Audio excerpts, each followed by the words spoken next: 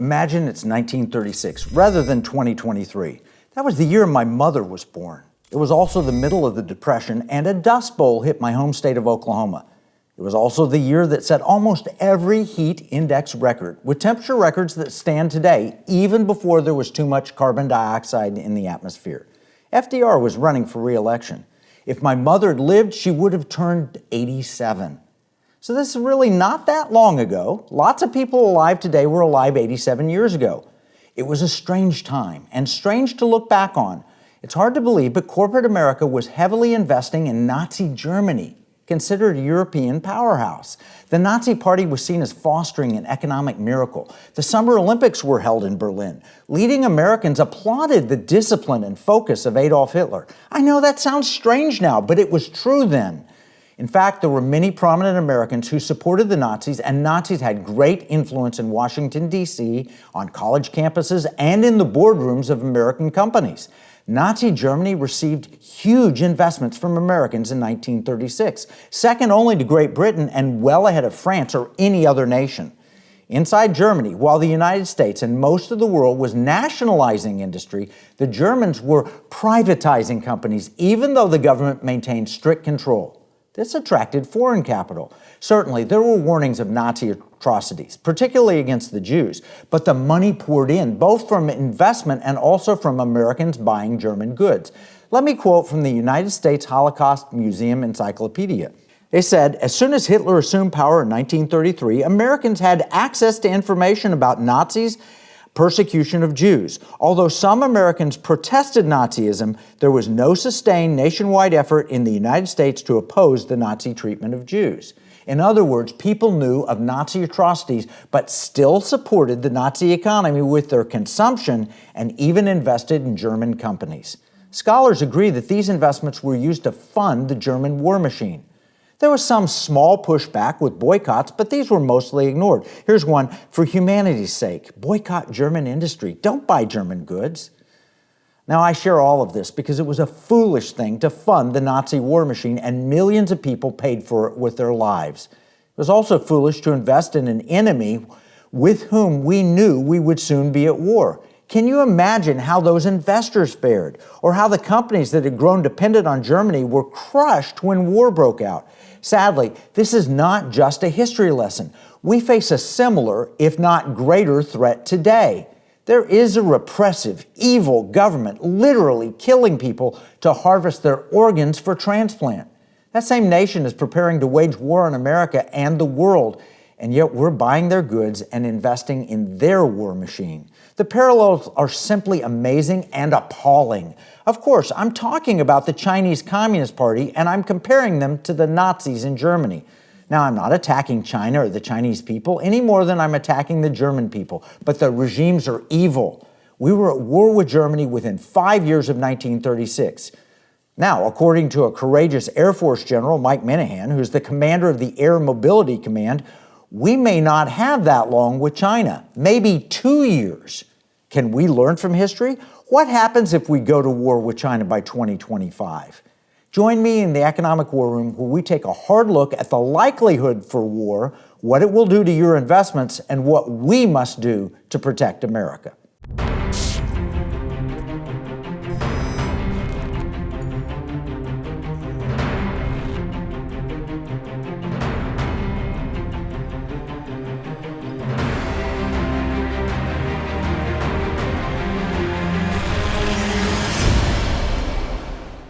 Here's the question of the day. What happens if we go to war with China?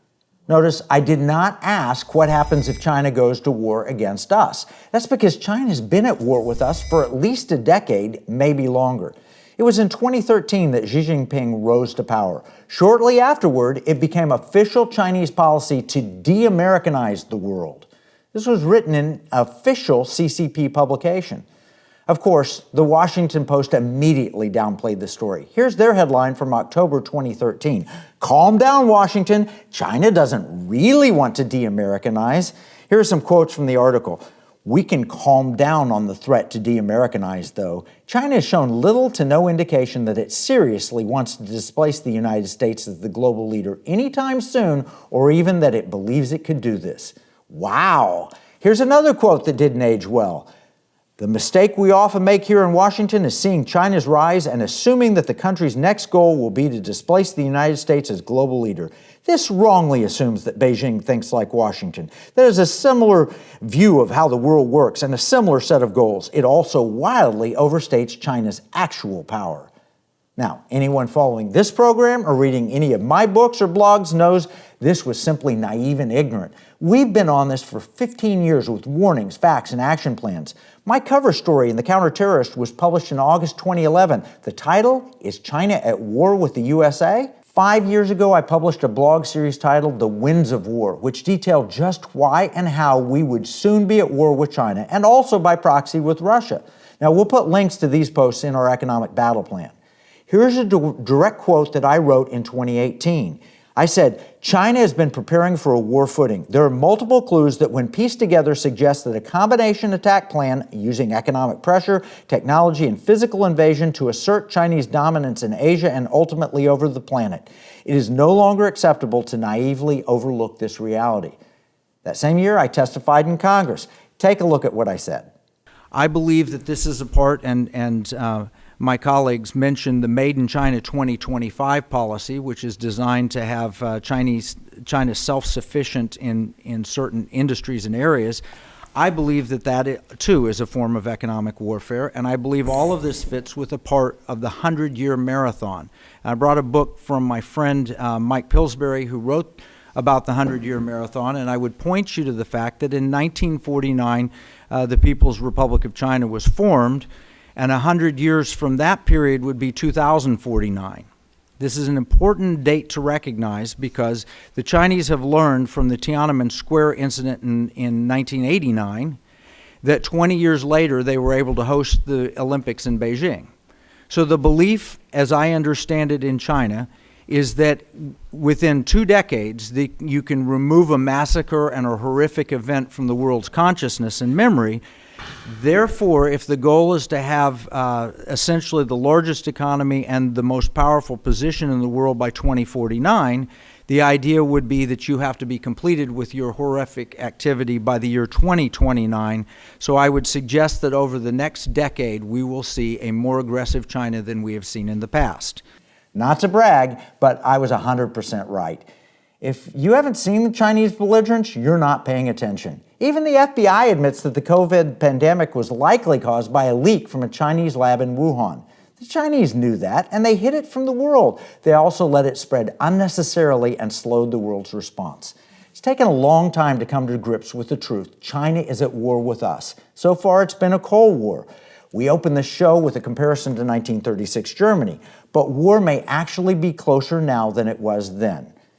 Even the New York Times has noticed the risk of war with China. On February 27th, they published a piece titled, "A War with China Would Be Unlike Anything Americans Faced Before." A major war in the Indo-Pacific, they said, is probably more likely than at any time since World War II. The most probable spark is a Chinese invasion of Taiwan.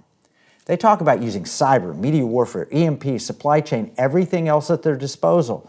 All of this is very real, and yet the American people are ignoring the threat just like they ignored Nazi Germany in the 30s. We need to take a break. When we come back, let's talk about what war with China would mean for America and what we should be doing about it right now.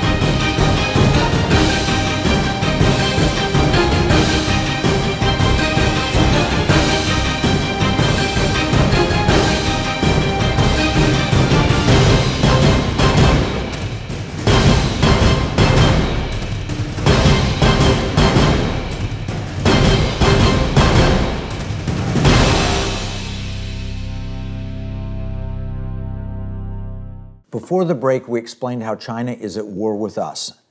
And the Chinese are getting upset with anyone who recognizes this reality. Apparently, we're supposed to roll over and let them do what they want in Asia and around the world. And if we don't, it means war. This is becoming increasingly obvious to anyone who cares to look. Consider this quote from Zero Hedge on March 7th. In an unexpectedly sharp escalation of diplomatic rhetoric, China's foreign minister said that the U.S. should change its distorted attitude towards China, or conflict and confrontation will follow, while defending the country's stance on the war in Ukraine and defending its close ties with Russia.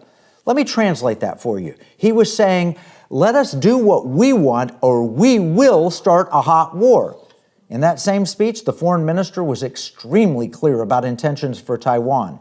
He was also clear about challenging the American dollar.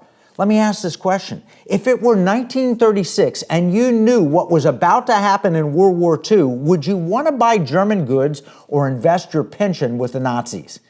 Sounds ridiculous, but that is exactly what Americans are doing right now with Communist China. Here's a chart from Statista using Bureau of Economic Affairs data that shows American direct investment into China since the year 2000. This doesn't reflect all the hidden investments made. This is just the official listed foreign direct investment, and it totals over $1 trillion, growing by more than $100 billion per year. Some people estimate that we've invested upwards of 2 to 3 trillion total when you count stock purchases plus all the hidden ways that China extracts capital through global index funds. American investment in China actually increased in recent years. Consider this from foreignpolicy.com. They said, in 2019, nearly $400 billion of new investment into Chinese equities was driven by changes in allocations within benchmark indexes, with American investors accounting for more than a third of these massive portfolio flows. Similarly, global bond indexes that have started adding Chinese government bonds to their benchmarks accounted for an additional investment flow of more than $100 billion into China. Put together, these major shifts in funds allocations could automatically grow U.S. portfolio investment in Chinese companies and government securities to more than $1 trillion by the end of 2021. Without the active consent or knowledge of most Americans. Think about that. We're ramping up Chinese investment while they're ramping up for war. Does this seem wise? The worst part is that we've been funding their innovation. As an example, consider this February 2023 report for the Center for Security and Emerging Technology. They said, based on available data in Crunchbase, between 2015 and 2021, 167 U.S. investors participated in 401 investment transactions, or 17% of global investment transactions into Chinese AI companies. Collectively observed transactions involving U.S. investors total $40.2 billion invested into 251 Chinese AI companies, which accounts for 37% of the $110 billion raised by all Chinese AI companies. That's just for artificial intelligence. 37% of the money invested comes from deals involving American investors, and 91% of that is venture capital money, which may not be counted in the totals that we shared earlier. Bottom line, we are funding China to the tune of trillions of dollars total, and much of that is helping China get ahead of us. Isn't it bad enough that we also let them steal our technology? Do we also have to fund their doing that? Representative Mike Gallagher chairs the House Select Committee on the Strategic Competition between the U.S. and Chinese Communist Party. Here's what he recently said. He said there's a fundamental contradiction in our China policy today. The U.S. government is placing increasing scrutiny on technology transfer and tightening export controls in concert with our allies to counter malign CCP-directed companies. At the same time, however, our government is providing a de facto green light to the unlimited capitalization of many of these companies and others like them in strategic technology sectors. Translation? We pretend to be countering the CCP, but we aren't putting our money where our mouth is. No wonder the Information Technology and Innovation Foundation recently warned, "Wake up, America! China is overtaking the United States in innovation output." It used to be that China was relegated to imitation, but after stealing so much American tech and getting so much investment, they've nearly caught up and may soon surpass us. That validates what we're seeing with AI. The scary thing is that China is directly using these capabilities to expand their war machine. Consider this front page headline from Daily Mail of March 5th of this year.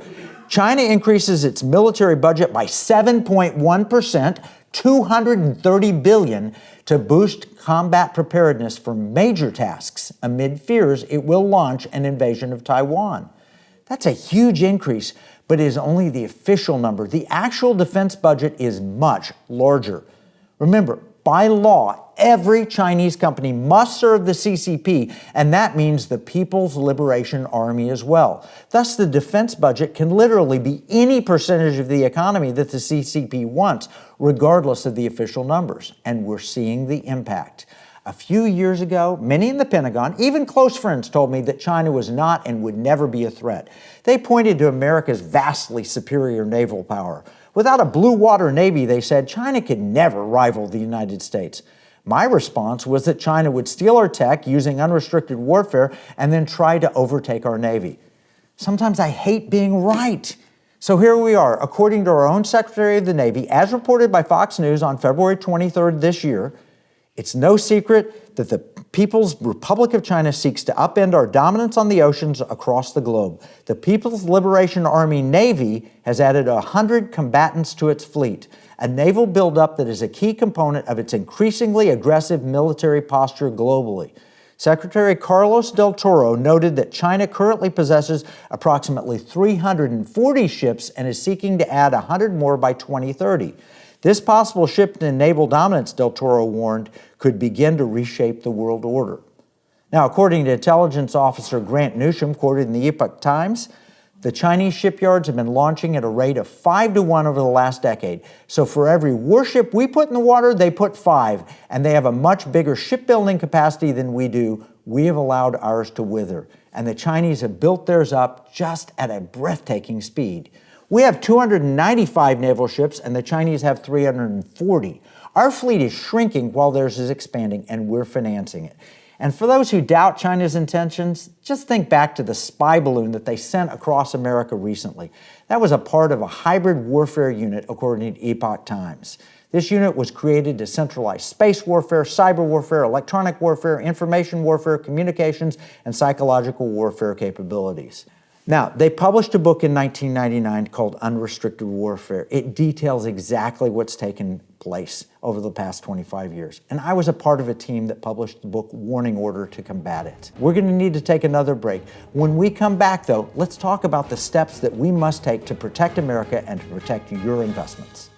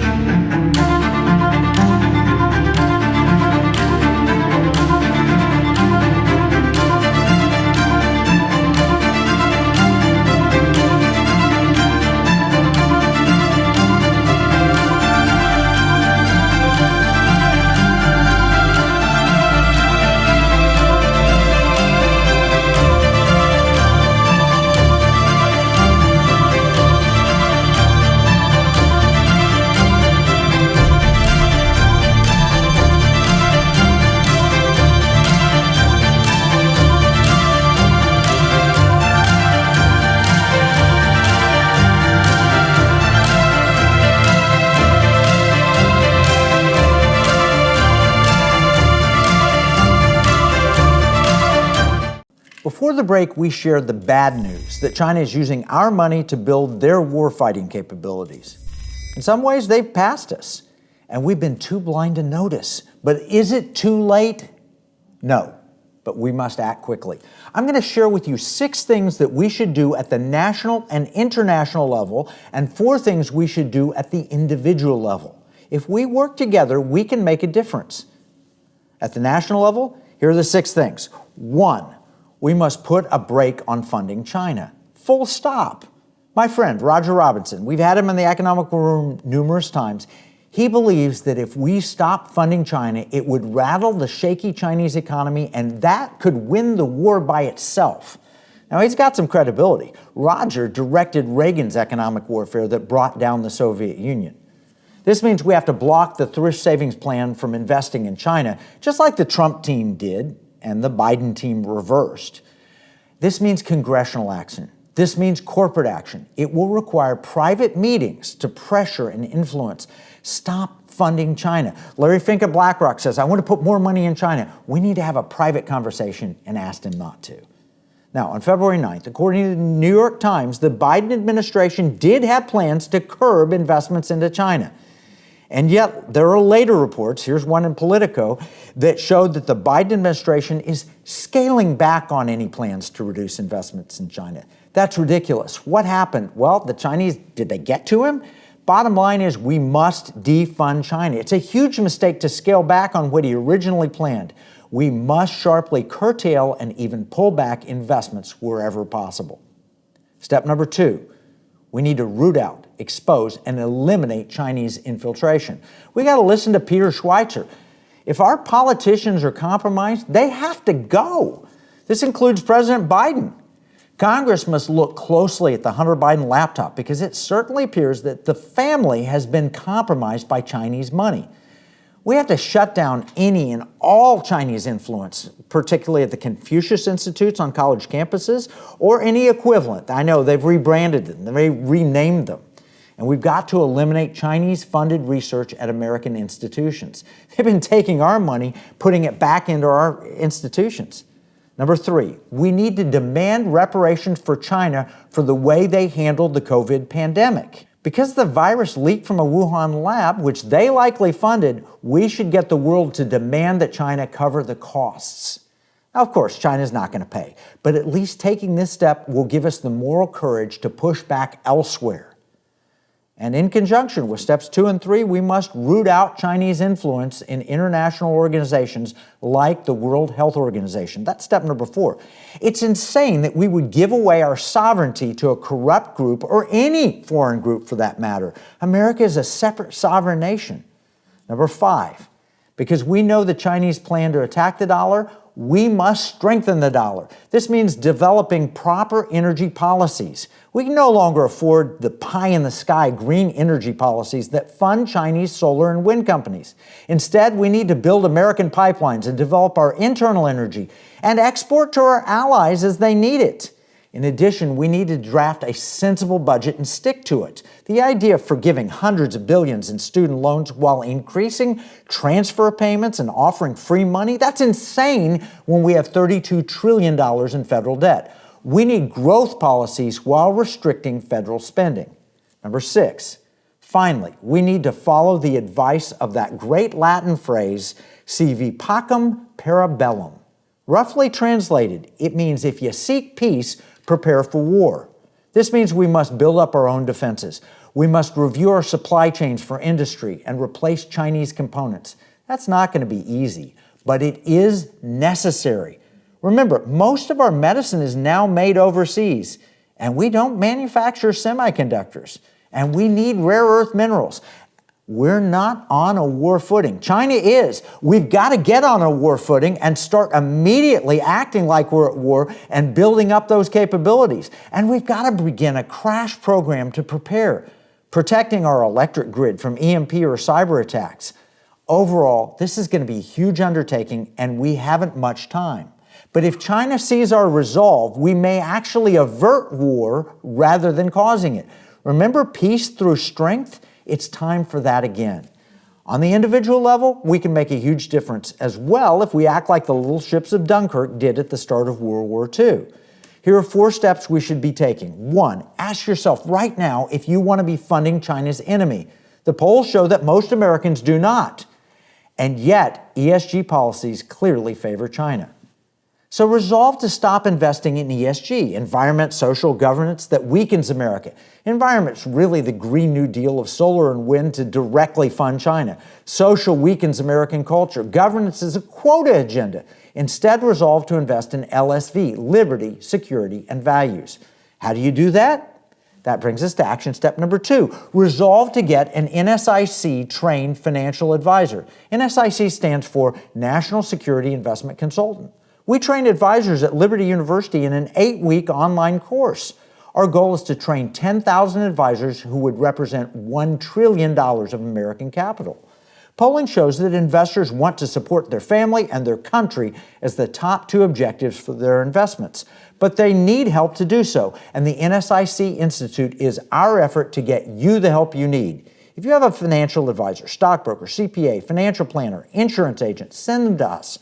Learn more at nsic.org. And if you don't have an advisor, contact us at nsic.org, and we will try to help you find one. We don't provide investment advice or recommend investments or advisors, but we would love to help you find a professional who can work with you and help you weaponize your money in this unfortunate economic war. Number 3, start looking for ways to invest in American innovation. On this program, we featured some amazing patriotic innovations. For example, Lieutenant General Stephen Quast, episode 229, discussed a monster garage in space where we could build satellites for a fraction of the cost of building them terrestrially and then sending them to space. Instead, let's send up the material and build them in space. China's doing that, and we need American innovation there also. The problem is most of the funding offered for his project and others like it has Chinese ties. We need patriotic funding. That's the same for water from air technology we've discussed or artificial intelligence. We're working on all of these in the Economic War Room as shown in episode number 203. Finally, step 4 is that you also need to prepare your money for the risk of a coming war. If China plans to destroy the US dollar, do you have an alternative? We've been working on transactional gold based on Article 1, Section 10 of the Constitution. Go back and watch episodes 224 and 192. Our bottom line is that we're developing solutions to problems, and really, you should be watching our shows weekly. I'm thrilled when I meet some of our online Economic War Room patriots. I'll meet you out, and those of you who've watched the show faithfully and followed the action steps, you're the best informed, the best prepared people in America. We're not an outrage factory. We're giving you solutions. We tackle big problems. We use faith in God and love of family and country. Together, we can make a huge difference, just like the little ships of Dunkirk. The best way to make certain that you see every episode is to sign up for our free economic battle plans at EconomicWarRoom.com. The bottom line, we're going to war with China very soon. Are you prepared? What we see as a marketplace, our enemies view as a battle space. This is Kevin Freeman from the Economic War Room.